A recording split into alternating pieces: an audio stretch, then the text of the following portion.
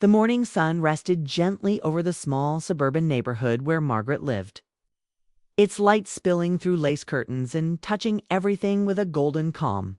Her home was quiet, too quiet, filled with the soft ticking of the old wall clock and the faint smell of lavender that lingered from last night's candle. For most people, it was an ordinary Sunday.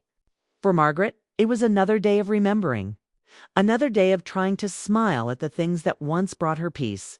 She moved slowly through her kitchen, the wooden floor creaking beneath her steps. She poured herself a cup of tea chamomile, her favorite, and stood by the window overlooking the garden. The roses had bloomed early this year, red and soft like the ones her husband, Thomas, used to plant out. It had been 5 years since he passed. But some mornings she still caught herself setting out 2 cups instead of 1.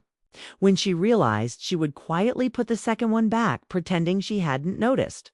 It was a small ritual, one she never spoke of to anyone. Her daughter often told her she needed to get out more, to meet people. But Margaret wasn't sure what that meant anymore. She didn't want to meet people. She wanted to feel something again, something real, something that didn't disappear when the sun went down. That was the part she couldn't explain, the quiet longing that lived behind her calm smile. Outside, the garden swayed with the morning breeze. The petals of the roses trembled like they were whispering secrets to the wind. Margaret often wondered if love could really linger in places, if it could live in the air, in the scent of flowers, or in the silence between thoughts. She took her cup of tea and stepped outside. The wooden steps of the porch were warm beneath her slippers. The air smelled of damp earth and sunlight as she sat on the old wicker chair. She closed her eyes and listened, not for words, but for presence. Sometimes she imagined Thomas beside her, reading the newspaper as he always did, quietly humming a tune she never recognized. It was a comforting illusion, one she allowed herself because it didn't hurt anyone. It only made her mornings a little softer.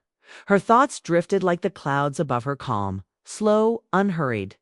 Yet underneath that stillness, something stirred. She missed being seen, not just noticed seen. The way Thomas used to look at her when she entered a room, as if she were the only color in a gray world. She missed conversation that wasn't rushed, laughter that didn't fade too soon, and the feeling of simply belonging in someone's life. But those feelings felt distant now, as if they belonged to another lifetime. A faint sound broke her thoughts, the squeak of the front gate. Margaret turned her head, and there was Ethan, her 10-year-old grandson, running up the path with a bright smile. He always brought energy with him, the kind that made her house feel alive again. "Grandma," he called, waving a paper airplane. "Look what I made." She smiled, setting her cup aside. "That's wonderful, sweetheart. Come, show me." Ethan climbed the porch steps and launched the paper plane into the air. It soared high, gliding in the sunlight before landing softly near the roses. He clapped proudly. Margaret laughed, a sound she hadn't made in days. "You've got talent, you know that." He grinned. "Mom says you used to fly kites with Grandpa. Was he good at it?" Her smile faded just a little, but she nodded. "Yes, he was. He said kites and hearts were alike, both need wind to fly and care not to break." Ethan tilted his head, thoughtful in that innocent way children can be. "Do you think love flies away when people do?" The question caught her off guard. She opened her mouth to answer, but found no words. He waited, watching her with those clear, curious eyes. Margaret took a deep breath. "I think love changes. It doesn't leave. Not really. It just finds new ways to be around." Ethan smiled, satisfied with the answer. "Then maybe Grandpa's the wind. He helps your flowers grow." Something inside her softened, that fragile part of the heart that still wanted to believe in unseen things. She looked at the roses again. The petals moved gently, almost as if in agreement. "That's a lovely thought, Ethan," she whispered. He sat beside her, legs swinging, sketchbook in his lap. As he began to draw, Margaret watched him quietly.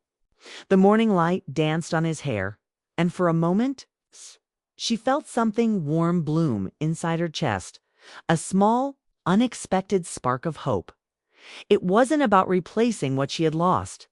It was about realizing that love, in all its forms, was still there, alive in laughter, in small voices. In the wind brushing through roses, the thought lingered long after Ethan went back inside. Margaret stayed on the porch, the tea now cold beside her. She looked at the sky, pale and wide, and whispered softly to no one in particular. "I wish I could understand what love really means now." The breeze stirred again, carrying with it the faintest sound like a sigh, or maybe a whisper only her heart could hear, and for a reason she couldn't explain. Margaret smiled through the quiet ache. Something was beginning to change that night. After Ethan had gone home with his mother, the house settled into its usual hush. Margaret sat in her favorite armchair by the window, watching the moon rise above the garden. The silver light stretched across the petals of her roses, making them shimmer like they were holding secrets. She pulled an old quilt around her shoulders. The house felt larger at night, too large for one person. Every tick of the clock reminded her of moments that used to fill this space with laughter, footsteps, and the hum of a voice she would never forget. She reached for the wooden box on the side table, the one she hadn't opened in years. Inside were letters, folded carefully and tied with a faded blue ribbon. She hesitated, then untied it slowly, as though opening the past itself might wake something fragile. The top letter was dated more than 30 years ago. It was from Thomas, written long before they were married. "Margaret, if I could tell you what I feel, I would.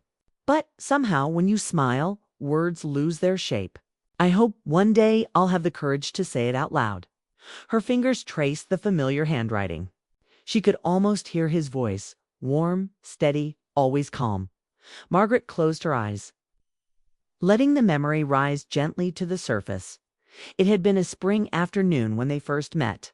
She was 24, working at the local library, where the air always smelled faintly of old paper and rain. He came in every Thursday to return his books, always polite, always quiet. The first time she noticed him, he was standing by the window, flipping through a book of poetry. His expression was thoughtful, his eyes caught on a line he must have liked. She remembered walking over, her hands slightly trembling.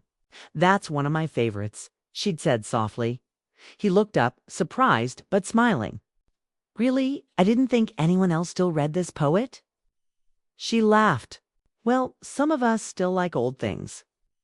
From that day on, Thursdays became something she looked forward to. He would linger by the counter, returning his books, but always taking a few moments to talk. Their conversations were never long, just enough to make her heart stir. Sometimes they spoke about books, sometimes about the weather, sometimes about nothing in particular. But it was enough. It was in those quiet moments that something unspoken began to bloom, gentle, patient, and real. Years later, when they married, Margaret often teased him about those library days. He would smile and say, "That was when I knew you'd be part of my life before I even understood what that meant." Life has its way of stealing time, piece by piece. There were years filled with work, raising their daughter, paying bills, making plans. And though love remained, it sometimes hid beneath responsibility and routine. They had their share of misunderstandings and silences. But through it all, there was always a sense of belonging, a quiet knowing, that they were home to each other. Then came the day when that home felt emptier. When Thomas fell ill, she tried to be strong, filling the days with care and conversation. But no matter how much she smiled, she knew she was losing the person who had been her constant. The night he passed, the garden was in full bloom. She remembered sitting by his bedside, holding his hand, whispering that she would be fine. But the truth was, she wasn't sure she knew how to be fine without him. After that, she stopped visiting the library, stopped tending the roses for a while, stopped believing that love had anywhere left to go until today, when Ethan's small, sincere words reopened a door she didn't know was still there. Margaret leaned back in her chair now, holding the letter against her chest. The years between then and now felt like pages in a book she'd forgotten she was still writing. She whispered into the quiet, "You'd like him, Thomas. You'd like our grandson? He reminds me of you, the way he notices the smallest things, the way he sees the world." The wind outside stirred, brushing against the window pane. The curtains swayed gently as though in response. She smiled faintly. It wasn't the sharp ache of grief anymore. It was softer now, like an echo fading into warmth. Her eyes fell on the other letters in the box. Each one carried pieces of their life anniversaries, small jokes, apologies, and dreams that still felt alive between the lines. Margaret set them aside carefully, promising herself she would read one each night. As she blew out the candle, the room dimmed into a silver quiet. Outside, the moonlight stretched across the roses again, the same garden Thomas had once planted, now watched over by his grandson's laughter. And for the first time in years, Margaret didn't feel alone in her remembering. She felt surrounded by love that hadn't vanished, only changed its form. She leaned back, eyes closing slowly, and thought to herself, maybe love never really ends. Maybe it just waits quietly until we're ready to see it again. The next few weeks passed in a gentle rhythm. Margaret began spending more time outside, tending to her garden again. She found herself humming as she worked, not realizing it was one of Thomas's old tunes. Sometimes Ethan joined her after school, helping her water the plants or chase butterflies near the fence. The air felt lighter these days, as if something within her had quietly opened. She still missed Thomas, of course, but the sadness was no longer a heavy stone. It had softened into something calm, like the glow that lingers after sunset. One Sunday, her daughter suggested they visit the lake, the same one where Margaret and Thomas used to spend their summer evenings long ago. At first, she hesitated. The lake was full of memories she wasn't sure she could face. But Ethan's excitement was contagious. "Please, Grandma," he said, tugging at her sleeve. "I want to see the place where you and Grandpa used to go. Mom said it's beautiful." Margaret smiled. "All right then, let's go see if it still is." The lake hadn't changed much. The water shimmered in the late afternoon sun, and the willow trees leaned over the edge like old friends whispering to one another. Families picnicked under umbrellas, children threw pebbles into the shallows, and a light breeze carried the scent of pine and fresh grass. Margaret stood still for a moment, taking it all in. It was as if time had folded, the same blue water, the same gentle ripples, the same feeling of quiet peace, while her daughter spread out a blanket near the shore. Margaret wandered toward a familiar bench overlooking the water. It was slightly worn now, its paint chipped by years of rain and sun. But she recognized it instantly. She sat down, resting her hands in her lap, letting her thoughts drift like the ripples across the lake. After a while, she heard footsteps nearby. She looked up, and there, walking slowly along the path, was a man around her age. He wore a light gray sweater and carried a small book in one hand. His hair was silver, but his posture was steady, his expression calm. He paused near the bench and smiled politely. "Mind if I sit here?" "Of course not," Margaret replied with a small nod. He sat down, keeping a respectful distance. For a few moments, they both watched the water in comfortable silence. Then he said, "Beautiful day, isn't it? Feels like the kind of day meant for remembering." Margaret's eyes softened. "Yes, it does." He looked toward the horizon. "My wife and I used to come here often," he said after a pause. "It's been years since she passed, but I still find myself coming back. Habit, I suppose?" Something in his voice, gentle, sincere, made her heart stir. She turned slightly toward him. "My husband loved this place too. We used to bring sandwiches and sit right here." He said the lake always looked like it was listening. The man smiled faintly. "That's a lovely way to put it. My name's William." "Margaret," she said. "It's nice to meet you." They exchanged a small, knowing smile, not the kind that carries excitement, but the quiet recognition of two people who understood loss, memory, and the strange peace that time can bring. They spoke for a while about the weather, the flowers near the dock, and how quickly children seem to grow. William told her about his daughter who had moved to another city, and how he filled his days now with reading and long walks. Margaret listened, feeling something she hadn't felt in years: ease. There was no pressure, no expectation, just the comfort of conversation shared between two kind souls at one point. Ethan ran up to her, holding a small rock shaped like a heart. "Grandma, look what I found." She laughed, taking it gently from his hand. "Oh, that's perfect, darling." William smiled at Ethan. "That's quite a treasure you've got there." "Young man?" Ethan grinned proudly before running off again to show his mother. Margaret turned to William. "That's my grandson. He's got a heart bigger than most adults I know." "I can see that," William said softly. "You must be proud."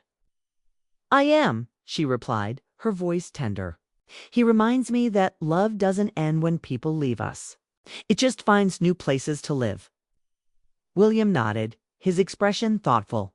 "You're right. Maybe that's what keeps us coming back here, to remember where love still lives." For a while, they simply sat there, two quiet figures against the setting sun, the water turning gold before their eyes. When it was time to leave, Margaret stood and smiled gently. "It was lovely talking with you, William." He rose, tucking his book under his arm. "Likewise, Margaret. Perhaps we'll run into each other here again." "Perhaps," she said, meaning it more than she expected to, as she walked back toward her family. She felt a strange calm in her chest. Not the rush of something new, but the return of something familiar. Not love reborn, but love remembered. She glanced back once more. William was still there, watching the lake, the same way Thomas used to. The sky was deepening into dusk, the first stars faintly visible above the trees. And in that soft, glowing moment, Margaret realized something quietly profound. Some connections don't end. They simply wait for the right season, the right light, and the right heart ready to feel again. A few days passed after that quiet meeting by the lake, but the memory lingered like sunlight that refuses to fade. Margaret found herself thinking of it often, not with longing, but with a kind of peace she hadn't felt in years. She thought of William's calm voice, the way he spoke about his late wife with tenderness rather than pain. She thought of how natural it felt to talk to someone who understood without needing to ask. It wasn't romance she felt, not the kind she once knew, but something gentler, more human. A reminder that life still had warmth to offer even after loss, that weekend. As autumn leaves began to scatter across her garden, Margaret brewed an extra cup of tea. The second cup sat beside her untouched, but this time she didn't put it away. She simply let it be there, the quiet symbol of everything she had loved and everything she was still learning to embrace. Ethan arrived in the afternoon, bounding through the back door with a burst of laughter. "Grandma, can we go back to the lake today?" She looked up from her book, surprised. "So soon?" He nodded. "Maybe William will be there again. I liked him. He listens when you talk like Grandpa used to." Margaret's heart softened. "Yes," she said after a pause. "He does." The lake was quieter that day, touched by the stillness of early autumn. The water reflected the fading light, and the trees swayed softly, their leaves painting gold circles on the ground. Margaret spotted the same bench, and there was William, just as before, reading his book with that same peaceful expression. When he noticed her, he stood smiling warmly. "I was hoping you'd come back." He said. She returned the smile, genuine and calm. "Ethan insisted we visit again. He says this place feels happy." "Well," William replied, "wise boy. He seems to sense things most of us overlook." They sat together again, Ethan playing near the water's edge. For a while, they simply watched him skip stones across the surface. The ripples spread wide, blending into one another until the lake stilled again as if nothing had disturbed it at all. Margaret turned to William. "I've been thinking about what you said before," she began quietly, "about coming here because it reminds you of someone you loved." He nodded. "Yes, I suppose I come to feel close to her in a way.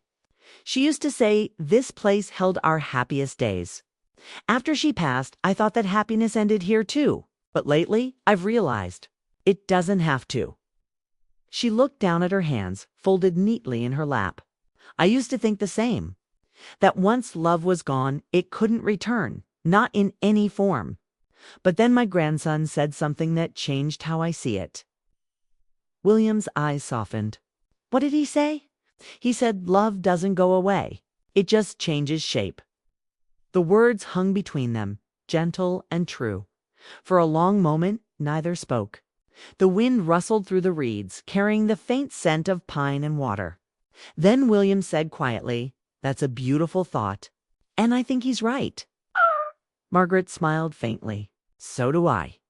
Ethan came running back, holding a small handful of pebbles. "Look, these ones shine when they're wet."